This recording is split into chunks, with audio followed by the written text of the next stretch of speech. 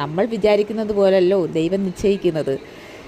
ശ്രീചിത്രയിലെ കുറച്ച് ദിനങ്ങൾ എനിക്ക് ഭയങ്കര മാനസിക വിഷമമായിട്ടായിരുന്നു കൂട്ടുകാരെ വരാഞ്ഞത്.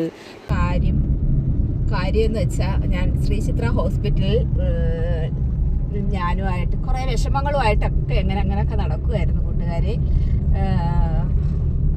നമ്മളുടെ ഓരോ ജീവിതത്തിലെ ഓരോ അനുഭവങ്ങളും ഓരോ പാഠങ്ങളാണ്.